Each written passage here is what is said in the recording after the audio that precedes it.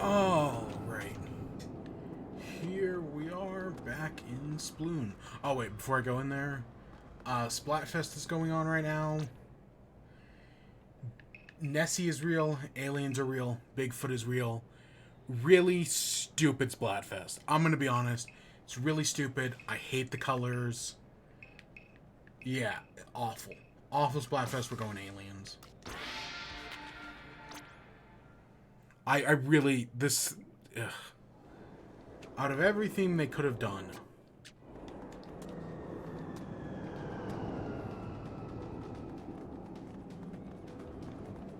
Oh.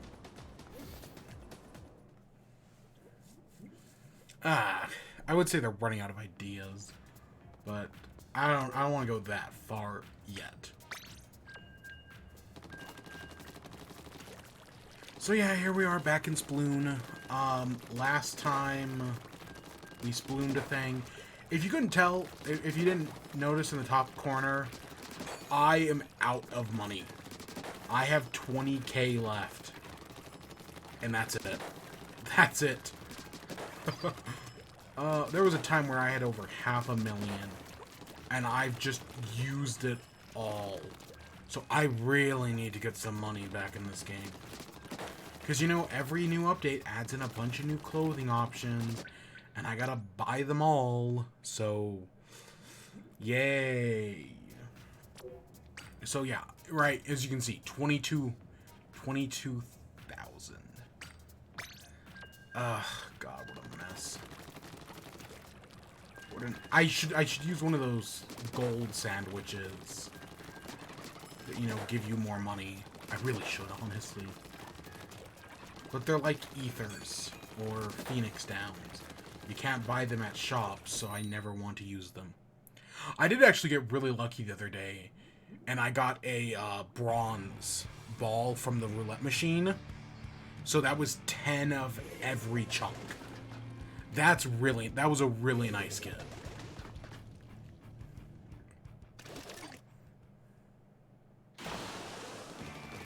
So now I've got a bunch of chunks. That, you know, if I need to, I can use them.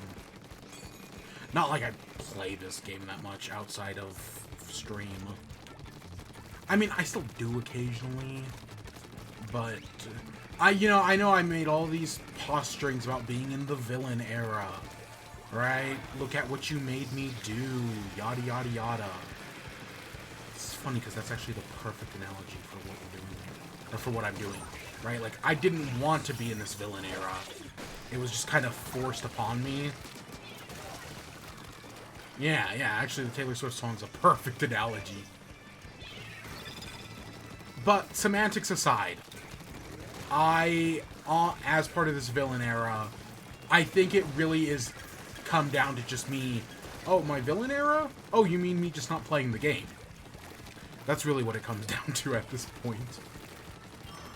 I haven't even made an attempt to get to A neutral. I haven't even... What the fork? Yeah, I haven't even made a stab at it yet, so who knows.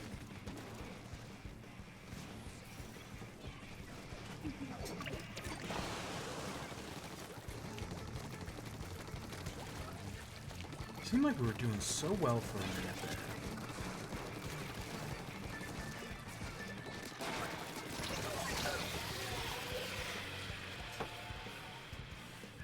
Whatever.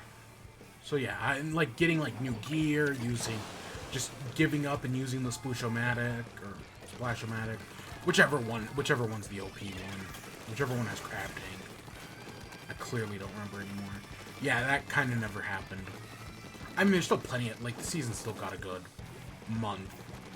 At least, I say a good month, it's probably honestly closer to 2. But it'll happen one of these days.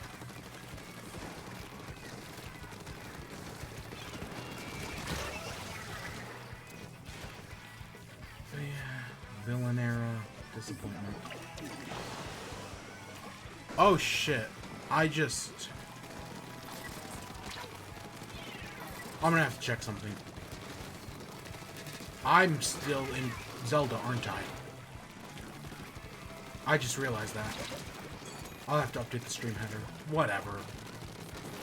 It's fine. It's not that big of a deal. Because, right before we started today, my roommate's cat knocked over my, like, barged in here, knocked over my water cup, and then just left. You know, like cats do. So, yeah, I was cleaning that, and this was, like, right before stream. This was, like, not even 15 minutes ago. So, yeah, I was a little distracted. And then I had to pee.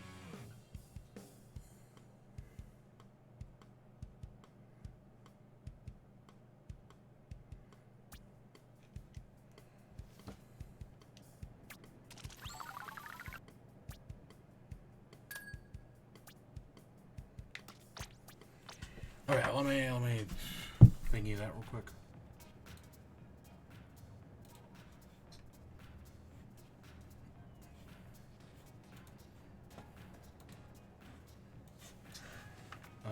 Splatoon, or gosh dang it. Chat number, season 4, episode 12.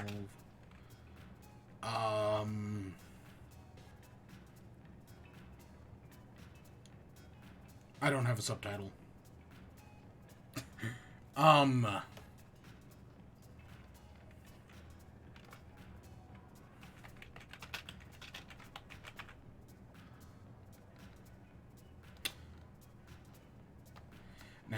I'll just leave it at that.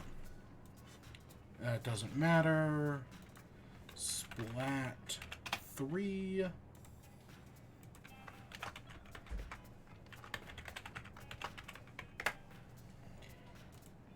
Alright, there we go. All fixed. No streaming problems, hopefully. Should be all fine to go. So, for this week's show, we got 2 news stories. 2 very simple news stories. One is like a, speculation. The other is angry yell about fucking Ubisoft. And then we got some video games stuff to talk about. Actually, about fucking Ubisoft. We'll get to it. And then, yeah, I think that's it. I'm sure we got like I think I got like a South Park or something in there. So, whatever. So, yeah, let's start off with the good news. Or potentially. So, I guess one of the voice actors in the new Spider-Man game, I want to say it's the guy who voices Venom, posted a picture of him in like a mocap suit on Instagram. And in the comments, someone asked a question. And he responded to that question by saying, hey, guess what? It was like something about like ads or something like that. Because he was like, oh, I hear they're going to start doing ads in August and do a big campaign for the game's release date in September. So, yeah. If this voice actor, I mean, mocapping is acting. And I know sometimes you use different right? Like look at Spider-Man himself from that game. They literally changed the mocap actor. So I know it's a little bit more complicated than that. But you get what I mean. So it looks like, right, he's saying that, hey, the game's coming out in September. Did this probably break an NDA? Oh, definitely. Oh, definitely. There was actually something about NDAs in the news today. I didn't read the entire story, but it was something about, like, a lot of NDAs for, like, it was something to do with, like, being fired from your job. Like, those are no longer valid. Or some shit like that. I don't know. I didn't read the news article. But yeah, so that's kind of, wild that, hey, this new Spider-Man game, because we've seen companies do this before. Admittedly, an August to admittedly, a September turnaround is very quick. But it's been done before, specifically because I expect the game to be revealed in June. I mean, that's exactly what's going to happen with Starfield. Starfield is going to get its big breakdown in June, and then it comes out in September, if I remember correctly. So no, it's kind of like that same thing. If the game gets a big reveal in June, and then comes out in September, that wouldn't surprise me at all. I kind of don't expect that. I don't know. The new Spider-Man feels very much like a holiday game, right? Like something that'll come out in November, usually. So I guess I expect it in November, just because that's how tradition is. But to be fair, a lot of big games do come out nowadays in September. Right? I mean, look at this Splatoon we're playing right now. That was a September release. And I know some people say Splatoon isn't that big of a game. It's considered one... Nintendo considers it's one of their pillars, so it kind of is. You know? Nintendo considers it to be so take that however you will. And it still did like 10 million units. Of course, Pokemon still came out in November, so what you gonna do? But yeah, so a September release date for Spider-Man, I think is very interesting. I don't know if it's 100% like yeah, this is gonna happen. But I think it's possible. By all metrics, yeah, they could totally do. I mean, September still gets you out in time for the holidays and everything. So yeah, a September release date makes sense. God, with all three of them right there, they're just kicking our ass. Yeah, I'm excited for the new Spider-Man. You know, I liked the last one. And yeah, we definitely know nothing about this new... Like, all we know is that Venom and Kraven are going to be in it. And spoiler alert for the ending of the 2018? It was 2018, right? Spoiler alert for the ending of that Spider-Man. It hinted that,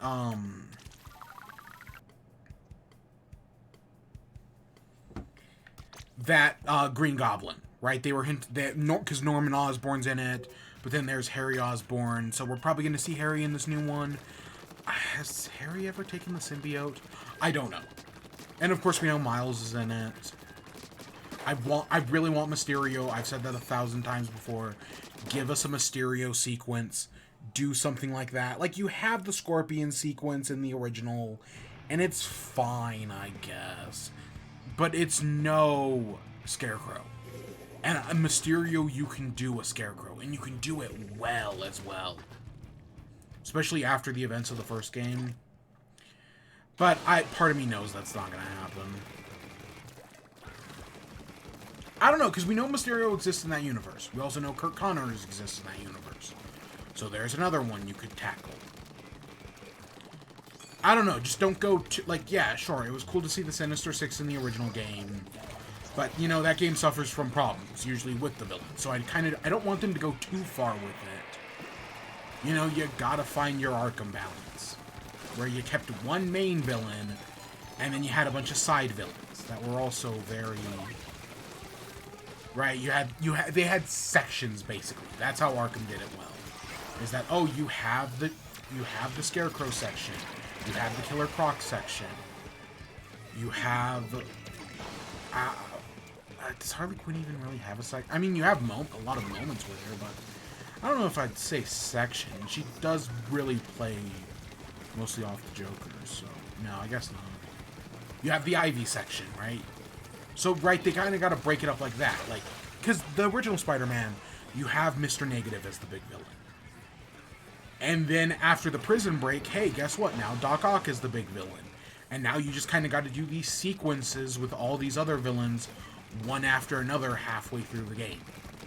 Have your main villain, right, your Venom, your Kraven there, and then just have, like, hey, here's this segment of the story that deals with Mysterio. Here's the segment that deals with Kraven. Here's the segment that deals with Venom, right? Blah, blah, blah.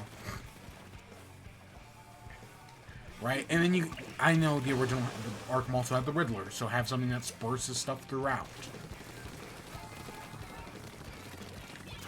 Bring in Arcade. to get your Riddler trophies, and literally just 1-for-1 copy. No, don't go that far. God, isn't that right? For everything that the DC universe is doing to ape the Marvel movies, the video games are the exact opposite. That's kind of funny when you think about it. At least I think it's funny.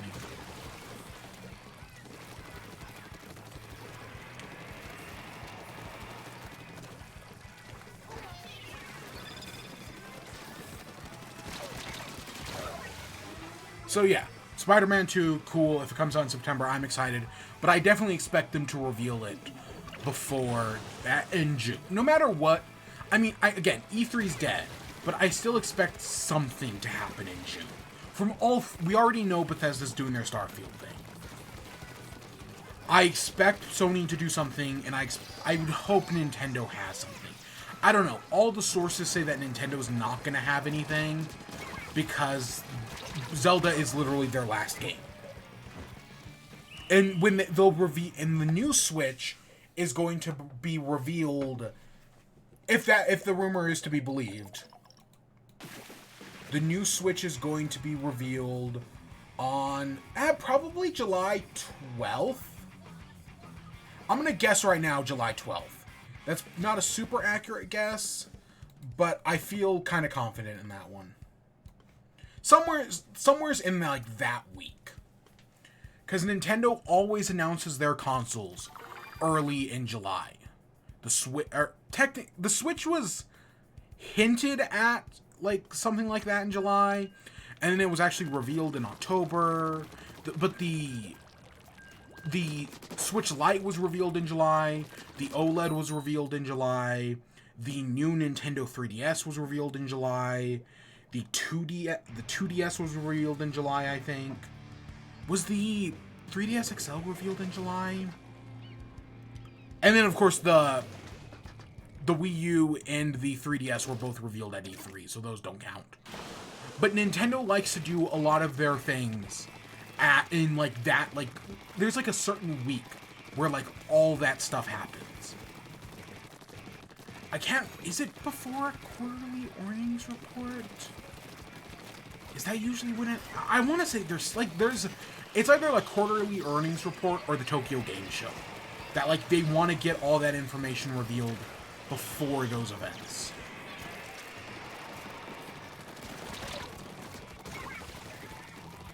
It's something like that. I don't remember all the details clearly, but there's something like that where it's like, oh, we got to get our big reveal so that way we can start showing off next week during the Tokyo Game Show. So yeah. So our next story. So Ubisoft put out this fancy little video saying that, hey, guess what? We're gonna start using AI to make our video games, right? Everyone loves ChatGPT, right? It's the new hotness, you know, kind of like NFTs. And you know which was the first company to jump on NFTs for video games? Ubisoft. And you know who's the first company to jump on AI for video games? Ubisoft. Okay, they're not the first, and they're definitely not the only ones to do it. But yeah, Ubisoft has a track record, and guess how well their NFT project went? Terribly. It was an utter disaster. But you know, one of the company's shareholders clearly spent a lot of money on NFTs. Same thing with Square Enix. Someone at Square Enix clearly spent a lot of money on NFTs and really needs them to do well to make that money back, because they've already lost a bunch. So yeah, things aren't looking well for Ubisoft. But, so they're doing this AI thing. And their whole reason for doing it is that, oh, they're not going to have AI write the games, but instead they're going to have AI write the background dialogue. I want to say it's called, is it Bark Dialogue? It's something like that. They're basically, you know when you're like walking down like Main Street in like a video game, like when you first arrive in, I'm just going to use Fallout 4 as an example, Diamond City, right? And you just hear all the NPCs like kind of like talking, right, about what's going on, things in their life, right? It's a very specific type of dialogue. and Ubisoft is going to be using AI to write that dialogue. Of course, there are still real writers involved, right? They're going to have a real writer, right? The AI is going to come up with that dialogue. A real writer is going to approve that. And then based on what is approved, they're then going to make more, they're going to have the AI make more dialogue based on what was good. So yeah, this is going to be a disaster. Of course, right, this is the whole thing, right? Companies are going to try to root out the human element. Like, there was that story recently about, I want to say McDonald's is opening a completely AI-run restaurant in, I want to say Denver? Am I remembering this story correctly? Right, companies for years have been threatening to replace humans with AI. And the response to that has always been, then do it. If you're going to replace us with AI, then just do it already. And then the companies immediately back down, because the technology was never good enough. But now we have ChatGPT, and guess what? The technology still isn't good enough, but they're going to do it anyways, and it's going to lead to disastrous consequences, like it always does. I mean, how many AI chatbots have been red-pilled at this point? How many more Tays do we need to have before the internet realizes this is a bad idea? But nope, it's never going to stop. Yep, this is just the beginning. I mean, we're gonna... Eventually, I think a writer's strike is gonna happen in Hollywood about this whole AI thing. And the second that writer's strike happens, right? Well, TV shows are gonna suck for a while. I remember the last writer's strike. It ruined Heroes. I loved that show, man. I was so in on Heroes. And then the writer's strike just ruined it. But, you know, it was a small price to pay. And, you know, whatever gets ruined as part of this next writer's strike, I mean, we don't have to worry about them ruining Breaking Bad, so, yeah, or Better Call Saul, so, yeah, you know, just do it. Succession's in its final season, so we don't gotta worry about that one either. Yeah, I'm sure there's something big out there that will get completely ruined. But it's a small price to pay for actually getting, you know, people's job security, right? Because companies want to replace them. They're chomping at the bit to do it. So we need job security to stop that from happening. And hopefully it will happen. I mean, I'd prefer not to happen in a strike for the companies to just, you know, support people, but that's not how capitalism works. So yeah, Ubisoft, this is going to be their experiment to try it. Hopefully there will be some pushback. We'll see how it goes in the long run. Right? Because fuck Ubisoft. They're a terrible company that abuses their employees. They haven't gotten any... Despite what they say, right, they have not gotten any better. Because you should never believe what a company says. Right? It's like how you should never trust the U.S. government. Like all those TikTok hearings right now. Are like, oh, well, TikTok is doing bad things for the Chinese government. We should be doing... Right? But it's like, okay, TikTok's doing bad things for the Chinese government. But Facebook is doing arguably worse things for the American government. And you approve of that. We need regulations. But the U.S. government isn't going to do anything because Facebook is in their pocket. Or they're in Facebook's pocket. You know what I mean. They like... The government likes having that data as well. And of course all these congressmen are too stupid to actually... Because they don't know what the internet is. Most of these congress people are 80 years old. They don't know what the internet is. Right, multiple of these congressmen have Alzheimer's. What was the Supreme Court thing? I guess there was a thing about the Supreme Court, right? Putting cameras in the Supreme Court. Where they were like, well, if we put cameras in the Supreme Court, then, you know, that's going to create the problem that multiple congressmen sleep. Right? They literally fall asleep while listening to cases. Or there was something like that over the weekend. Where, right, that debate got brought up again. And yeah, it's completely true. I don't doubt that at all. And the same thing is totally true of Congress. Again, a lot of these people are 80-something years old.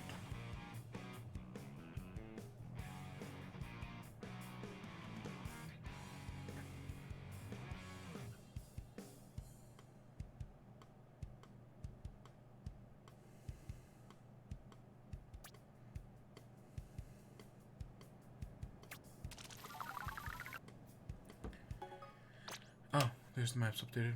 So yeah, this Ubisoft, like, again, they're going to use it for background dialogue, but this is just a small step, right? If it does well for them, or what they perceive to be well, then they're just going to do it again. But this time, you know, they're going to have AI write quest lines. They're going to have AI write, like, eventually they're just going to start more and more.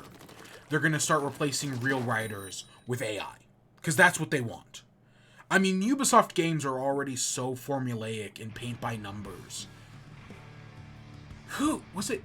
It must. I know for a fact Yahtzee Croshaw made a joke at some point about how a video game studio has been run entirely by AI, because that's the only logical explanation to explain their decision making. But I don't remember if he was making fun of Ubisoft or not when he said that. I don't know. Screw Ubisoft. This is gonna own.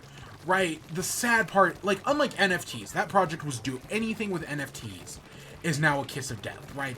That project was doomed from the start. Anyone could have told you. Okay, not anyone. You know, there are still crypto bros who still exist to this day.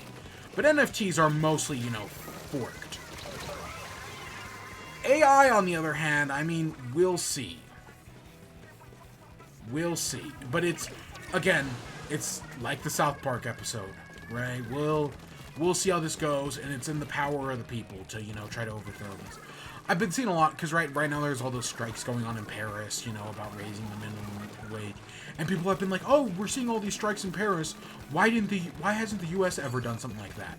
And it's like, because when we did, the police literally murdered multiple people, right? They literally, people lost. I know there was at least one person who lost an eye from being hit in the head with a tear gas can, right? Yeah, cops literally just murder people in the U.S. That's why we're not doing it. But you know, if everyone's job gets replaced by AI, then we're gonna have a lot more time to, you know, plan our revenge, seize the means of productions, proletariat liberty. It's coming.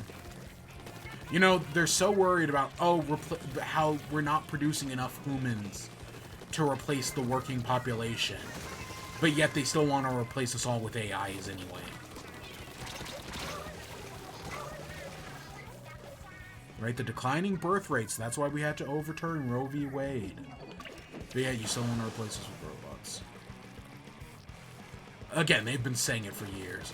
And even though the technology definitely isn't ready, they're still going to do it anyways. I mean, what do they have to lose? Millions of dollars?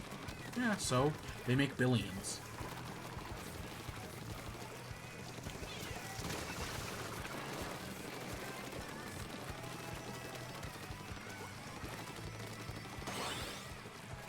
I know they only have 3.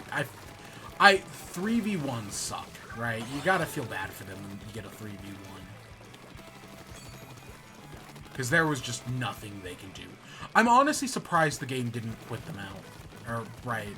Well, I mean, in the aftermath, it'll say, like, hey, guess what? Nothing was affected. But, yeah. I got stuck in 2 3v1s. I think that was, like, 2 days ago.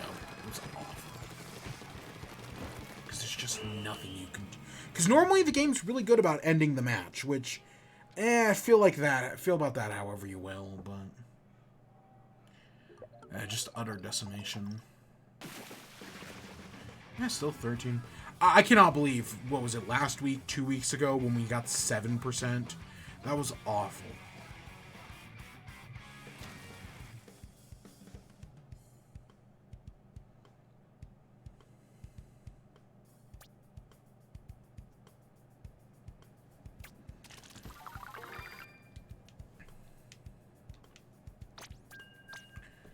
So what do I have for WIBE this week? Well... So we've been talking so we're going to start off with videos games. Because that's the main thing I got to talk about.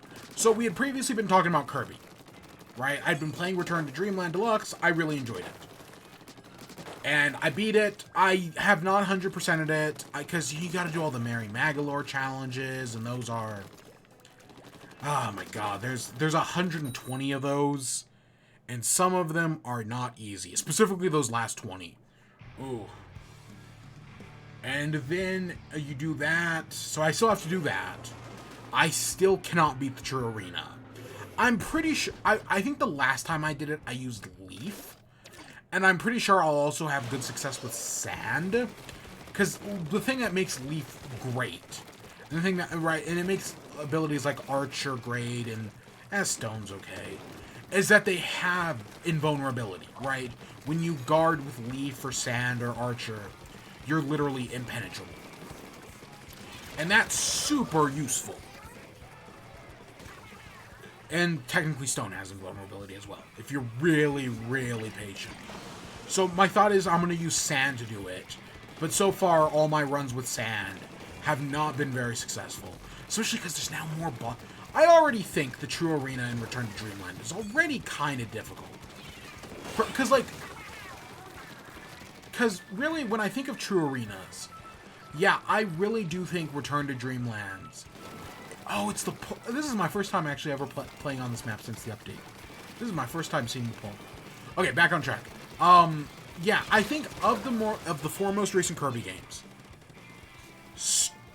Return to Dreamland is probably the hardest True Arena.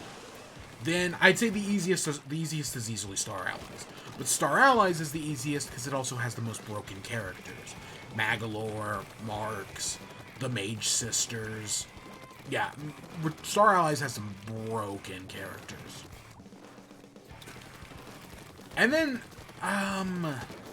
so let's see. Easiest to hardest, Star Allies, Triple Deluxe, probably Planet Robobot, and then Return to Dreamland. Yeah, I'm gonna go with that. But yeah, so now you've got that. All the new bosses from the Magalore epilogue are now in the True Arena as well. So you gotta fight those with Kirby, and that's a pain.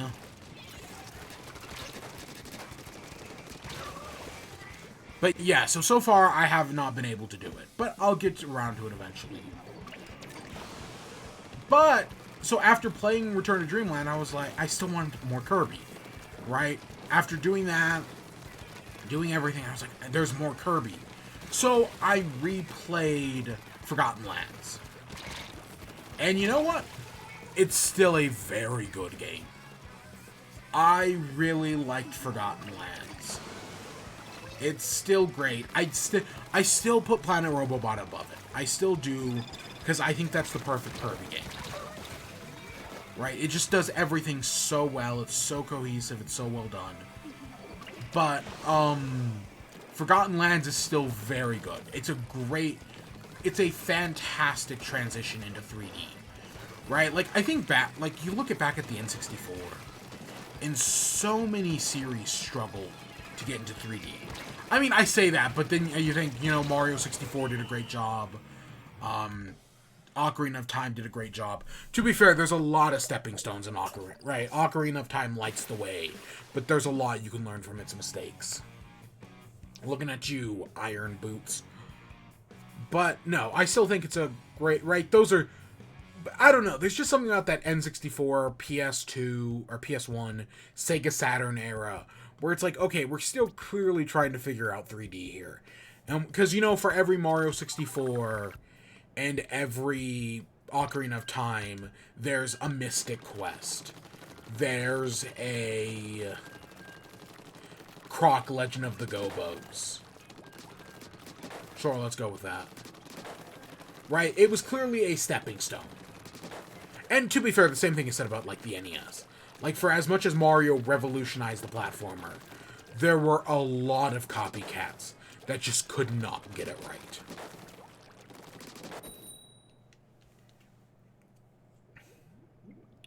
So, yeah. Forgotten Lands, great game, great 3D platformer.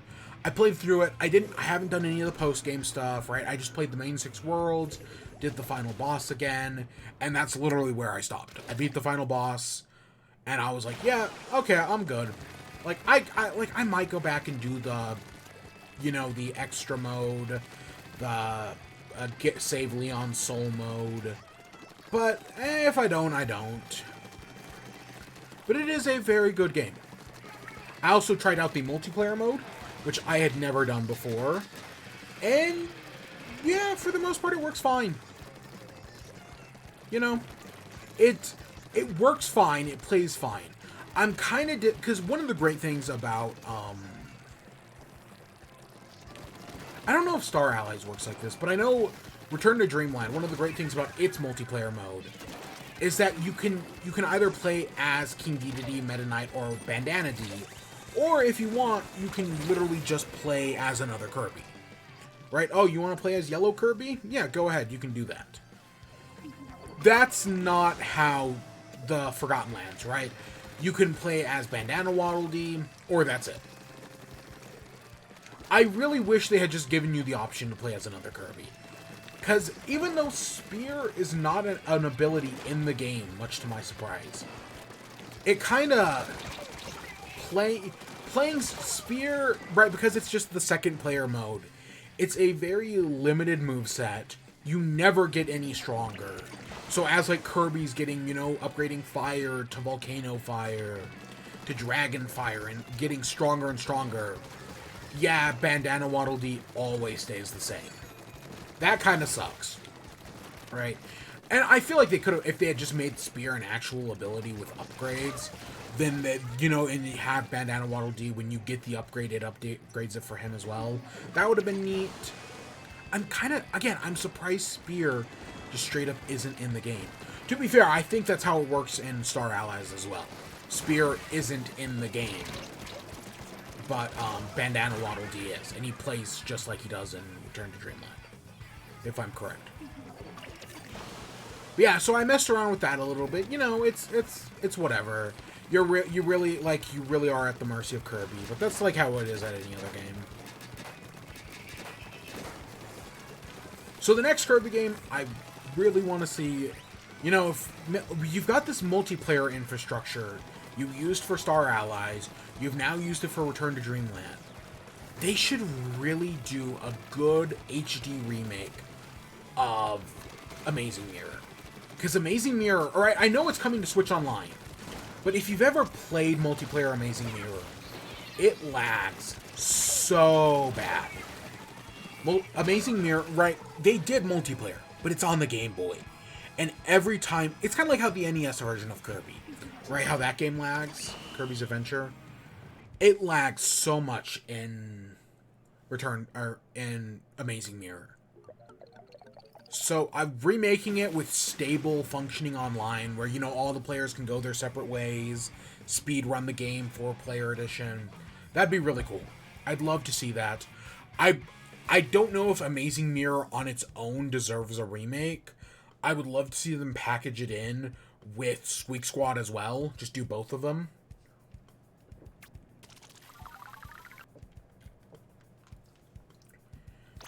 I mean, I guess you could remake Nightmare in Dreamland. But, to be fair, which they were both Game Boy games. But, I don't know. Amazing Mirror has always felt closer to Squeak Squad than it has to Nightmare in Dreamland. At least in my personal opinion. Maybe because Nightmare in Dreamland's a remake. And Nightmare in Dreamland, meanwhile, feels a lot closer to Superstar Ultra, the DS remake of Superstar. So, yeah. Yeah, I already Let's Played Forgotten Lands. You know, I did it a few years ago. Or last year when it came out. We played through the entire game. I did the True Arena. You know, I literally spent an entire stream just doing the True Arena. I have that. Because I was looking back, because I was looking for something. And instead of just Googling it, I looked back at my old playthrough to be like, okay, where was it in my old playthrough? And I found it. I did find that. BT dubs. So yeah. I still, Forgotten Land, would I recommend Forgotten Lands over the new Return to Dreamland? Yeah, probably. It's a great game. Yeah, no, Forgotten Lands is fantastic. Easily got snubbed for a Game of the Year nomination. Easily got snubbed. What did I hit? What? Oh, Xenoblade Chronicles. Yeah, Xenoblade Chronicles 3 is still very good. Of course, it not winning a Best Music last year was the real robbery. Like, it was never going to win Game of the Year. Honestly, I feel like if they had nominated Kirby, Kirby would have had a better chance. Even though, again, everything was going to lose to Elden Ring. Right? Like, come on, it's Elden Ring. This year, I think it's a lot more fair of a fight. I don't know. We'll see how Starfield gets in. That's really it. Starfield is the big contender. And it's a Bethesda game, so it could be a 10 out of 10. It could be a 3 out of 10. You know? I mean, of course, it's gonna get 8s and 9s everywhere, because critics eat Bethesda's shit like pudding. You know, they're Ron DeSantis. But, yeah, no, seriously, like, Fallout... Again, just watch the Joseph Anderson videos on Fallout 4. They explain a lot, and infinitely better than I could, why the game should not have gotten as high reviews as it did, or review scores as it did. Because that's all people actually care about, is the review score. Come on, we all know that.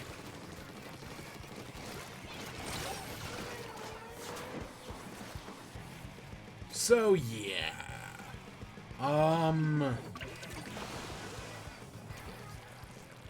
Nah, it's... I feel like people are... I feel like are... You know, just another random subtopic here. People seem to be very skeptical about Tears of the Kingdom. I still have not gotten over that. People are very skeptical about whether or not Tears of the Kingdom is going to be good. And I feel like a lot of that skepticism is coming from the fact that we just don't know much about the game. Right? Nintendo is keeping their secrets. And I kind of love that. Like, I kind of don't want to know anything more. So, yeah, I kind of get why people... Right? Like, I get where the skepticism comes from. But I feel like a lot of it's uncalled for. Like, I haven't seen anything bad about the game. Of course, there are some people who are like, oh, it's the same overworld. You're going to eat it up. You're going to eat that same overworld and you're going to like it. The same is going to be true for Spider-Man. Let's be honest here. It's going to be the same overworld and we're just going to eat it up. We were doing okay until those last 30 seconds, man.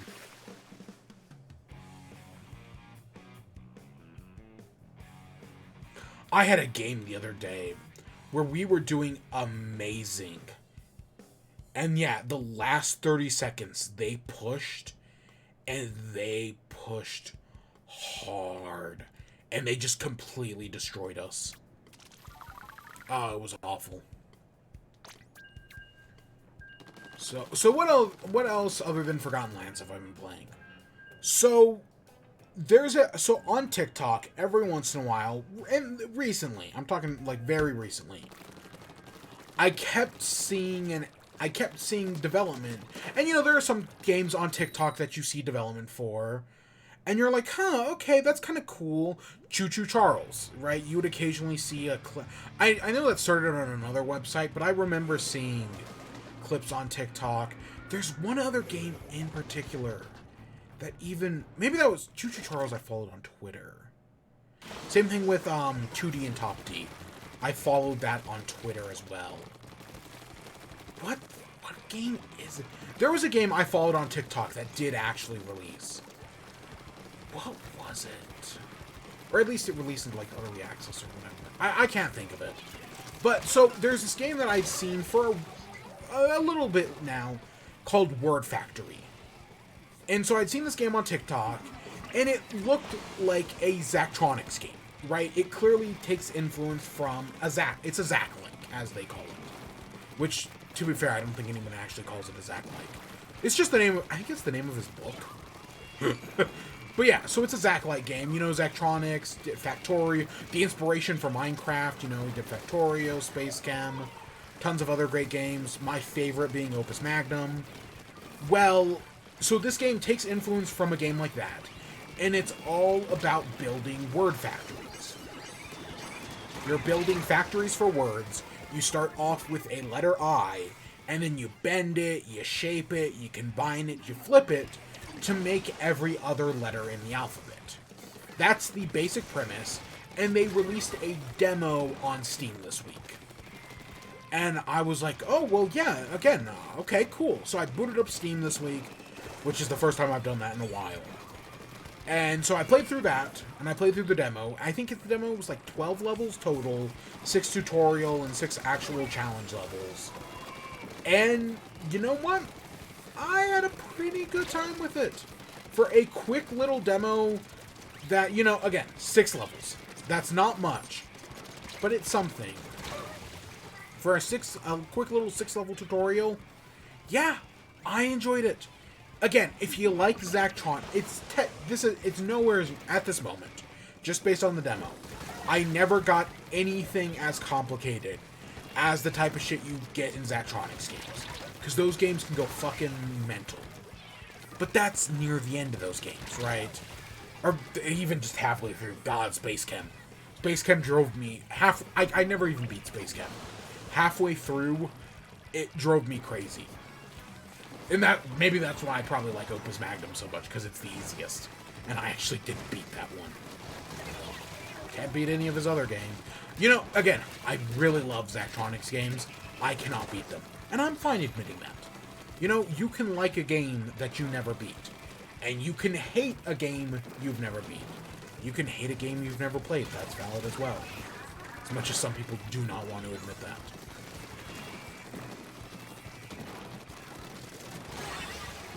Ooh.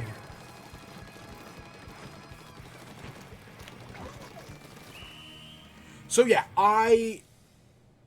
just playing the demo, I did everything pretty easy to do. I had an easy enough time doing it. And yeah, I really enjoyed it. I recommend you go check out the demo. I wishlisted the game, and so when it comes out, I'll hopefully actually play it. Yeah, you know, you're just bending I's, making V's, making X's, making P's.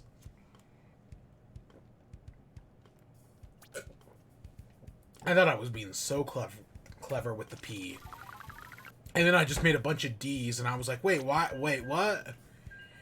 And I was like, oh, okay. You know, it's got a lot of potential.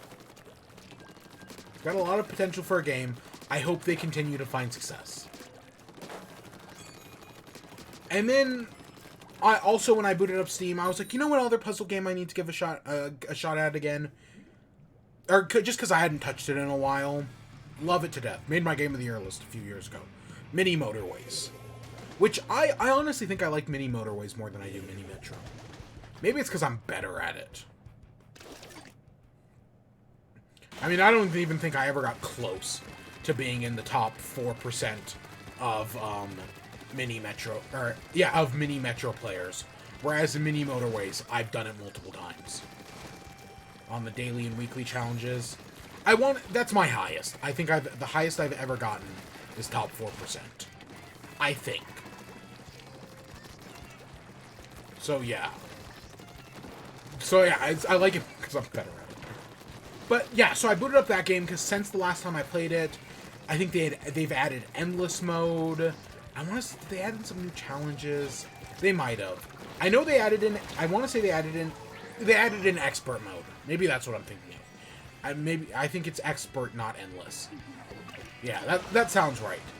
So they added an expert mode, which I really didn't mess around with this time.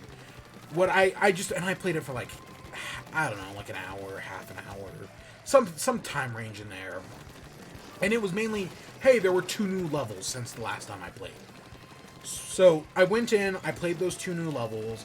I really need to go, and then I did the daily and weekly challenges, and those all went fine. I really need to go back and replay some of those old levels to get the higher scores in them. Alright, because once I beat a level, I just moved on. And then the only time I'd ever replay one is if it was in the daily or the weekly challenge. But I really do need to go back and do that.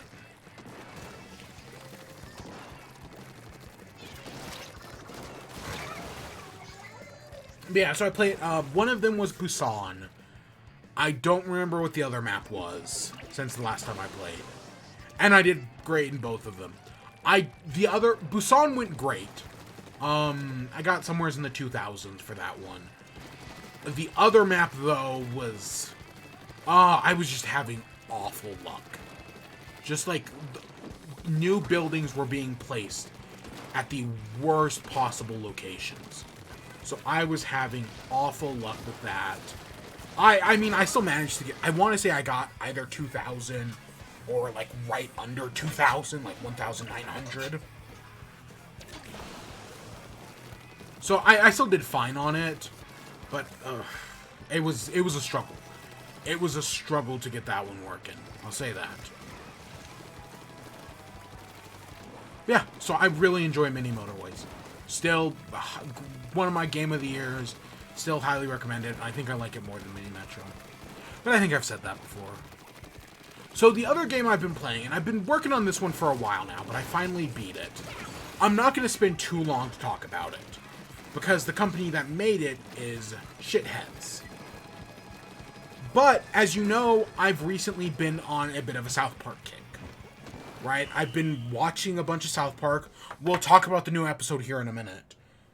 But, as part of the South Park kick, I wanted to replay the Stick of Truth. I picked up the Stick of Truth when it came out in, 2013, 2014.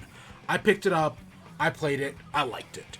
I think I said at the time, it was the 4th best Paper Mario game. Paper Mario style game, you know, Thousand Year Door, Paper Mario. I guess I would have said it was the 3rd, because I guess Bug Fable didn't exist then. Yeah, so it would have been 3rd. Yeah, Paper Mario, Thousand Year Door, Bug Fable, Stick of Truth. Because it's inspired by Paper Mario. And I really like that, you know, I love me some Paper Mario. And again, I'm talking about that specific style that, you know, is only in those first 2 Paper Mario games. And then goes away for all the sequels. Kind of. Because, see, I really do like Super Paper Mario, but it plays it's a platformer. Right? But, so, Stick of Truth, really liked it. And then Fractured But Whole came out, and I never played it. I never played Fractured But Whole. I don't think I was on, like, my Ubisoft strike at that point. But I want to say when Fractured But Whole came out, South Park had just gone off its worst season. Season 20. And I just had no interest in it. You know, the gameplay didn't... Because in Fractured But Whole, they got away from the Paper Mario style. So as a result, the game just didn't appeal to me as much. But I still did like Stick of Truth. So, you know, I haven't bought a Ubisoft game since all the allegations came out. Years ago now. And I still don't plan on buying it. Like, if they were to announce, hey, guess what? We're doing another South Park game in the style of the first one. I'm not going to go out and buy it. Right? I'm still not buying Ubisoft games. Just a personal thing. I'm not on a strike or anything, even though I might have just said strike. I'm not buying Ubisoft games. Right? I'm good. Right? I'm not calling for a boycott, because boycotts don't work in the gaming industry. But, you know, I can't unbuy a Ubisoft game I bought back in, like, again, 2013, 2014. I want to say it was 2014. Yeah, it was, like, early in 2014. Because I know the Black Friday trilogy led into it. Whatever. But, so, right, I can't unbuy a Ubisoft game. So it's like, well, I already own the game, so I might as well just play it again. And so I played it again, and yeah, I still really enjoy it. Do I recommend going out and buying a copy of it? Only used. Right? Don't give Ubisoft your money. Again, not boycott. Just don't give Ubisoft your money. It's going to be a lot cheaper to buy a used copy. Assuming the used game market is fucking bullshit, but I'm not going to go into that this week. But yeah, don't give Ubisoft your money. I still do really enjoy it. And yeah, playing it again. Still, you know, I tried out the... last time I played it, I did the Rogue class. I think I did the Rogue class. That sounds right. And so this time, I was like, well, you know, this is probably the last time I'm going to ever play this game. I might as well try out the Jew class, you know? I might as well try it. So yeah, I did. And honestly, it plays exactly the same. Oh, wait, that's a... Wow, one of the super chumps actually got me. Huh, looks like I'm the chump. So yeah, I tried out the Jew class. Honestly, it plays exactly the same as the other class. At least in my personal experience, right? I felt maybe it's... I felt like I used physical weapons more this time. If that's like one difference. is, yeah, I felt like but I still did a similar strategy. I went and picked up the toothpick early on, got the stat that upped my bonus damage to bleeding enemies, and then I just used the toothpick to absolutely inflict bleeding and then just destroy. And yeah, it worked really well. But yeah, I still really enjoyed Stick of Truth. All the risks, right? All the, like, the edgy things it does that, should probably give it an X rating. I still really enjoy. I definitely feel like the game takes a lot of risks. And just, it feels like a South Park game. I think that's what I mean when I say it takes risks. Is that it feels like a South Park game should. Whereas everything I've heard about the Fractured But Whole just doesn't do that. Right? It's not as bold as Stick of Truth is. Which is kind of disappointing. But I am going to find out. Because, well, I never played Fractured But Whole, and I'm not buying any new Ubisoft games, guess what? My roommate has. He bought Fractured But Whole when it came out. And so I was like, hey, can I borrow this? And he was like, yeah, sure. And so now I have Fractured But Whole. And yeah, I'm probably going to play it as well. Maybe I'll like it. Maybe it'll be good. But yeah. Again, I didn't give Ubisoft my money. I did, but that was years ago. I want to make that distinct clarification. That was years ago.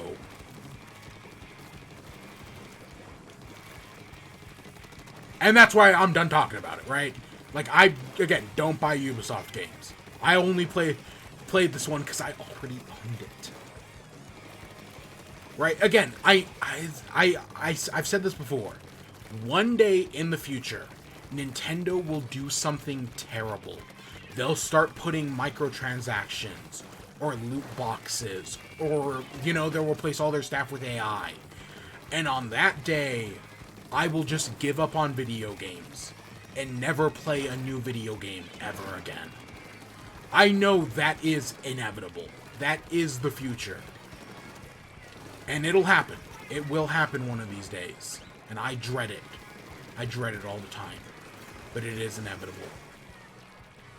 Nintendo is the one good company. But even they have their own problems behind the scenes. And eventually they will cave like all the others. And then I'll just live off nostalgia. Because I remember.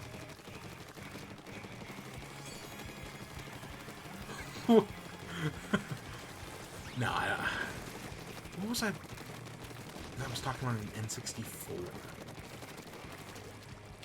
I don't know. There was something I was listening to that was joking about like an N64 and just that being like the nostalgia machine. I don't know. But yeah, so yeah, Stick of Truth. Don't buy a used copy. Go down to your local GameStop. Oh wait, they have their own problems. GameStops fucking suck. GameStop used to be such a cool place to go to, and nowadays I can't even stand to be in one. And I think part of it is because, well, one, it's the Funko Pop thing. GameStops are Funko Pop stores.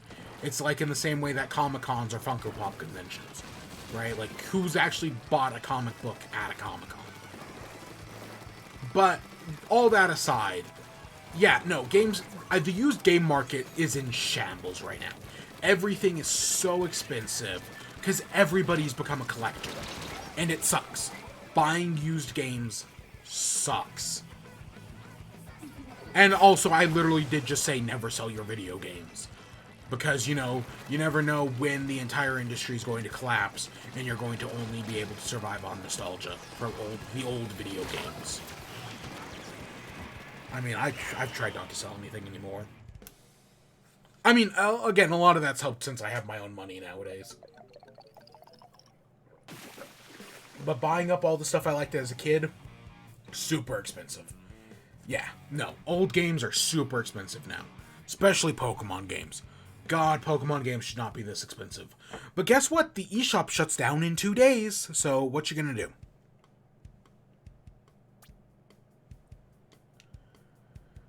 There, with the eShop shutting, there are certain games that I like way back in October, I went in and picked up a bunch of eShop games that I was like, you know, maybe I'll play these one day.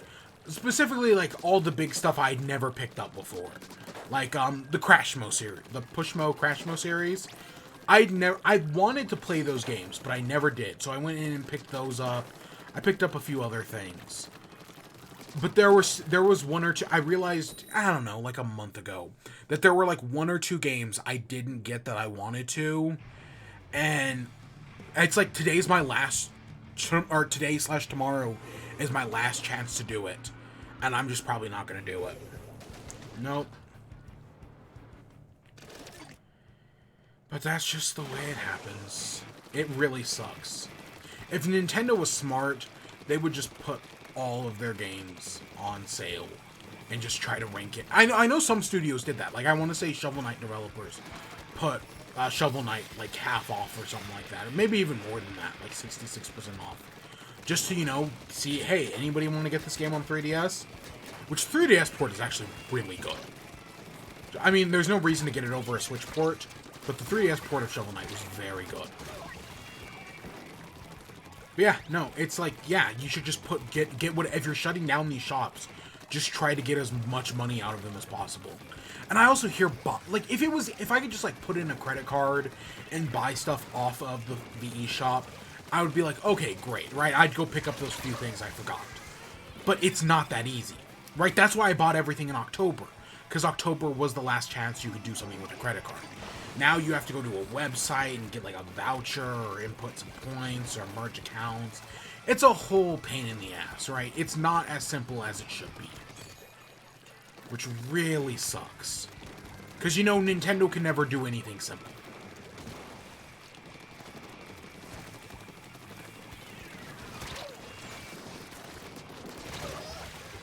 But whatever. So, South Park, so not talking about the game, but talking about the show. So I'm assuming we've only got one more episode left in the season.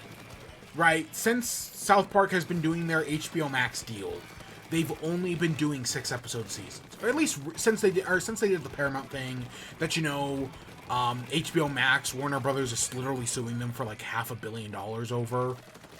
Yeah, that. Well, so since that recent thing has developed, right, like the last season of South Park was only 6 episodes. So I fully expect this season to also only be 6 episodes. So I think we've got one left. But I watched the most recent episode, episode 5.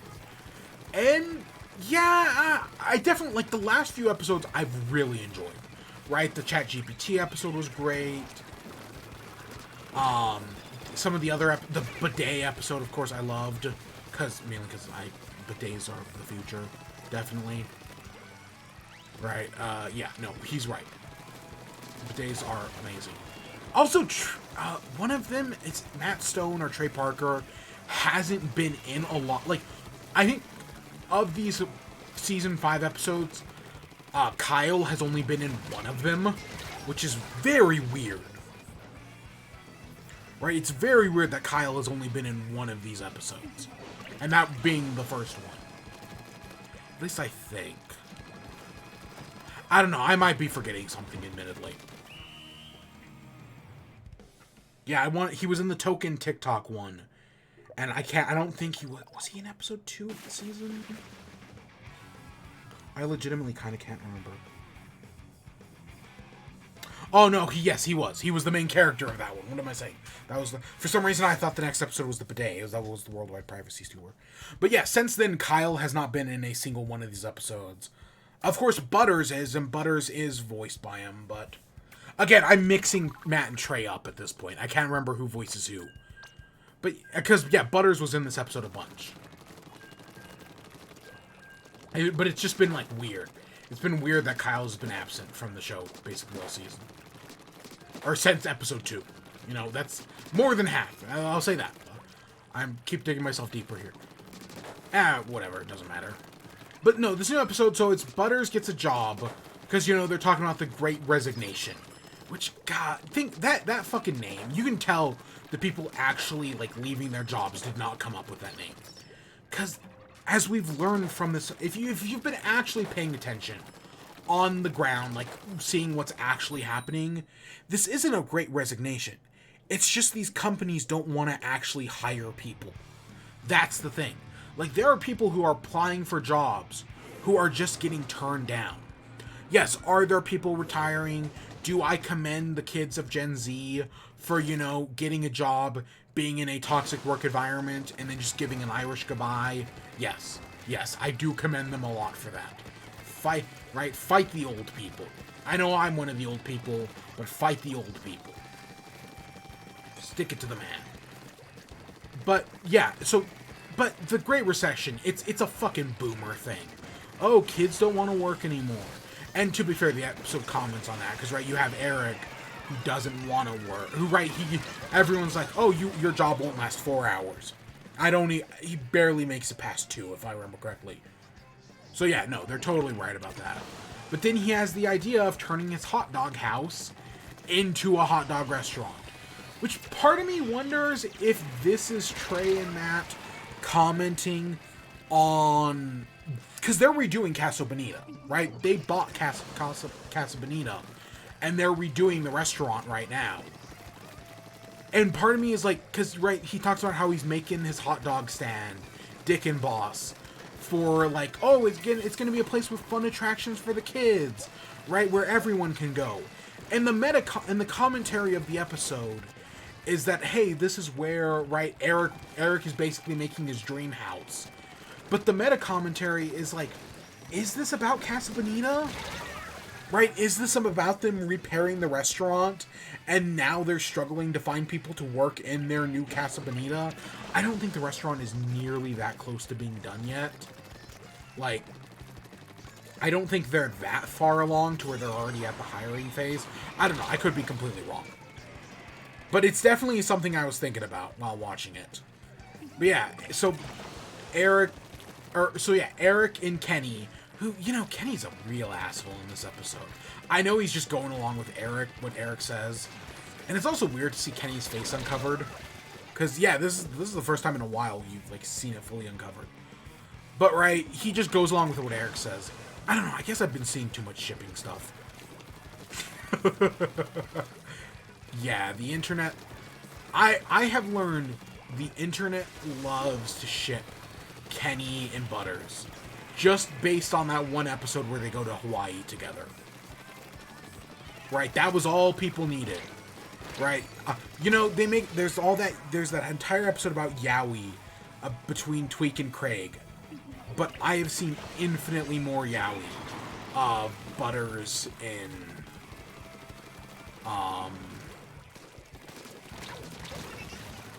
Kenny. Specifically the supervillain stuff. But, yeah, and it's not like I'm going out of my way to look for it. I want to make that clear. It's honestly, because TikTok, right, TikTok was obsessed with South Park. And I've seen, like, right now there's a challenge that's going around about draw the South Park characters in your style. And it's been fantastic. I really love it. Right? Everyone who gives Butters the eye scar, you're doing the Lord's work right there. Fantastic stuff. The mouth scars, I don't know about that. Yeah, whatever. But no, so the episode, right, Eric's building his dream house, screwing over Butters to do it. Kenny's there for the ride. But, of course, in the end, because Eric, right, even though he is a douchebag, right, he is the asshole who, you know, literally murdered his father. He always loses. Right, that's kind of just a common thing about Cartman, is that he always loses. Even when he wins, he still loses, right? He's an anti-Peter, if that makes any sense. That was a book reference. But no, so, right, Eric getting his dream house and his hot dog, and then immediately losing it is fantastic. And of course, it restores the status quo to God. I'm really surprised they're keeping Integrity Farms. You know, out of every status quo that becomes God, because, you know, they made an entire episode joking about that. Where, right, Stan is ready to move on with his new life. And then immediately, hey, status quo is God, his parents are back together, and they're moving back into their old house. I'm amazed they're still at Tegrity Farms. But I guess they've been doing it for so long that, you know, it's probably, they can just keep the assets and just reuse them, so I guess it doesn't matter. But the Cartman House hot dog thing lasted a while. Again, it's been so, if they did another game, they've got a lot of locations. They've got Dick and Boss, they've got, the Fractured Butthole came out before literally a single Tegrity Farms thing had happened. God, could you, God. Again, I would not buy another South Park game if they made one, because Ubisoft. But God, could you just imagine it just, the game gets taken over by Tegrity Farms? Kind of crazy to think that the last one came out before Tegrity Farms even existed. That's why. God, South Park's one of those things where I'm like, oh yeah, I remember when this episode released a decade ago. Because it really does, like, it's one of those things where it just doesn't feel like it. Kind of wild to think about. But yeah, so yeah, the episode, I definitely do feel like it's the weakest episode this season, but I didn't hate it. And right, in the ending of Butters, you know, getting to work, screwing over Cartman, was a pretty good ending. I like that. But yeah, everything else, right, them spending all of Butters' money to go on mustard-style, or wine tastings, or wine-style mustard tastings, was very funny. I did enjoy that. While Butters is just working his ass off. But yeah, I'm pretty sure they've only got one episode left in the season. If I had to just make a solid guess, I mean, I'd love to see, and then of course later in the year they do another 2 specials for Paramount. Another 2 movies. Or whatever. You know the one thing I do hate about how HBO Max does South Park? Is that, so they have the first COVID special. As like, labeled as, like, Season 25. But then they have the second COVID special as, like, its own thing? I want to say it's called Post-COVID. And then, of course, there's the 2 future episode, or there's a whole slew of COVID things on Paramount Plus, which I'm not even going to talk about. Right? There's the 2 future things. I don't know. There's a way to stream, like, if they had just put the 2 COVID specials as part of Season 25, I'd be like, okay, boom, that's an easy place to find that. And I'm sure once Paramount Plus gets its rights back, that's exactly what they're going to do. But for the moment, it's just a disaster. You know, I'd never noticed that. Do the Super Chumps not blow up into ink? How interesting. I hadn't even thought about that. But yeah. Yeah, no, I hope the season's 10 episodes, but it's not gonna be. So yeah, you know, goodbye, Dick and Boss. You were hot dog while you hot dogged. Honestly, Eric moving into hot dog was the original reveal of Eric moving into a hot dog, very funny.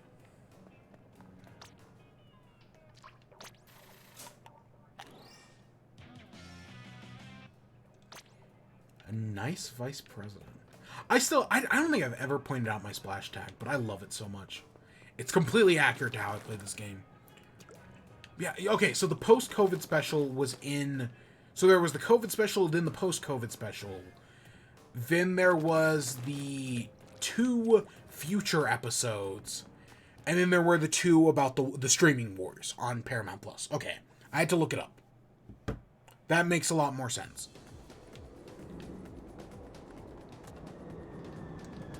I'm just really into South Park right now. And it's entirely TikTok's fault. So if I'm being honest, like right now, I keep getting all these TikToks about the Hunger Games. And it just makes me really want to rewatch and reread the Hunger Games. Like, I read all the books. And I watched all the movies.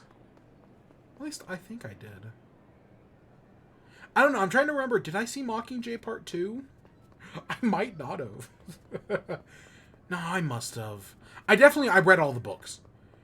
And now it's like I'm a completely different person to who I was when I read the books the first time. I mean that metaphorically.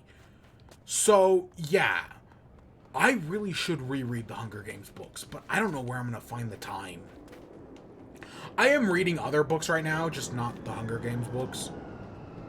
But yeah, and I've seen some people being like, a conspiracy theory, this is actually, because there's a new Hunger Games movie coming out in November. So, right, this is all, like, trying to lead up to that. Finally, I've been waiting to get these forever now.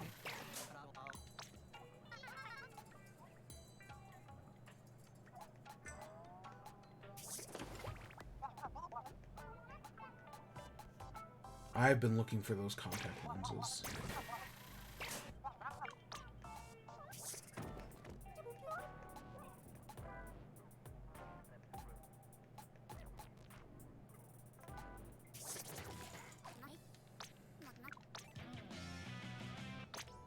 Oh my gosh, we got Crocs. But yeah, so I've really been thinking like, hey, yeah, I should reread the Hunger Games. But I'm probably not going to. Just gonna be honest. But I've been getting, it's that one girl.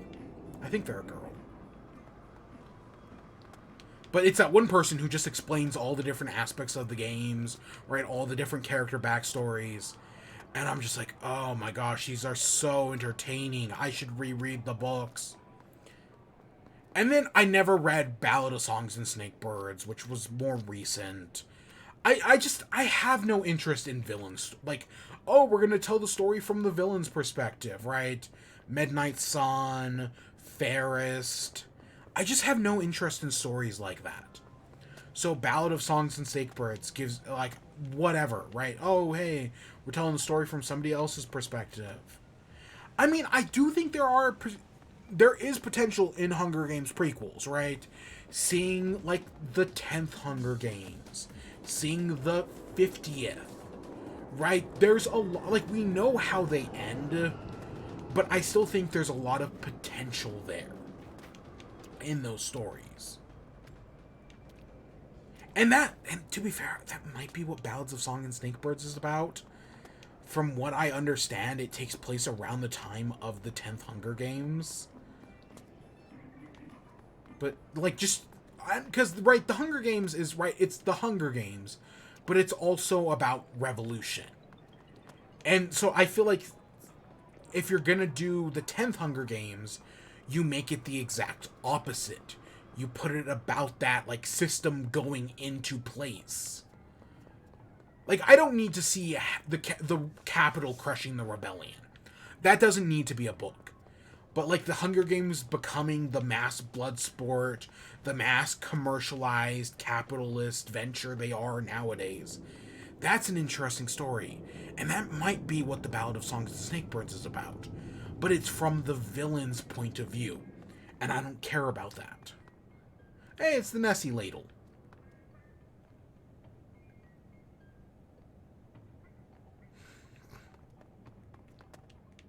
I don't know. But what else? So I'm going to be playing Fractured Butthole. We're definitely playing Zelda on, because we're in the outro now. We're definitely playing Zelda on Monday. That's my hope anyways. I'm really aiming for Zelda on Monday. I don't know. I might be exhausted, but I'm going to try to aim for that. However, we're not playing it on Friday. I am super busy the rest of the week, which is why I'm trying to squeeze in time on Monday to do it. But yeah, other than that, I am super busy. I have a lot of stuff to do this week. You know? So, yeah, no, I definitely won't. The next time we'll be back after that is for In Chat. Which, you know, it might be another. I mean, it's a short week this week, and it'll probably be a short week next week. Anything else? Oh, so I will say, next week, I can tell you this right now, we're going to be talking about Binding of Isaac. Because, my copy of the Binding of Isaac 4 Souls Requiem came in yesterday. So, the new Binding of Isaac has a board game. It's very good. I highly recommend it. and they did a Kickstarter for kind of, basically it was a giant, I'm not going to say a sequel, but a giant expansion. And of course, I loved the original. I'm not a big fan of the game itself. Like, I played it, I like it, but like, I haven't put like 1,000 hours into it or anything. I haven't even put like, I've maybe put like 25, and that's stretching. That's like between a lot of different systems. But the card game, the board game, card game, I love. So, and it is the most money I have ever spent on a single Kickstarter, was the Binding of Isaac Kickstarter. But I'm glad to do it, because it's a great game. It's a great board game. My copy came in yesterday, and I'm going to be playing it tomorrow. Right? Board game groups meeting up for the first time in a while. And we're going to be playing it. We're going to put a lot of time into it, hopefully. So I'm super excited to do that tomorrow. So we'll be talking a lot about that next week. I can tell you that right now. But that is next week. We have been running in circles for like 7 minutes at this point. I need to do more turf. Whatever, who cares? I made what, 10K today? It's not awful. I also want to get back into Salmon Run, because I want to fight Ouroboros. Like, yeah, we fought it 2 times during the event, and we kicked my ass both times. But I want to, like, fight it for real, for real. So we'll see about that. Maybe next week. But yeah, I'm still not playing Splatoon. And yeah, I've been playing a lot of... these past few weeks, I've been playing a lot of other things. But I just haven't been talking about them, because I didn't want to talk about them until I... Well, to be fair, this week has been Kirby. And I was kind of trying to avoid Stick of Truth. But it was worth mentioning. At least I felt like it was. So yeah. Anything else for the outro? No. We'll be back with Zelda. We're gonna... I don't know. We gotta go to Central Hyrule. I want to do that at some point. But I also do want to find Hetsu, because that's something I definitely want to do. Hetsu Quest. So that's the plan for this coming week. Anything else, we'll figure it out. Oh, wait, next week is the Splatfest. Oh, wow. The next in chat's going to be April 1st. Should I do something? Nah, I'm not going to do anything. My best April Fool's Day joke I've already done. I will never top it. And so I'm just never going to do it again. Alright. I'm kind of done. I got the one joke I wanted to that I still think is funny. Right. And so, yeah, I'm good. I don't need to do anything else again. Yeah, we already played Splatoon 1. Jokes aside. With that, I hope you all enjoyed. Stay tuned for more. Till next time, peace.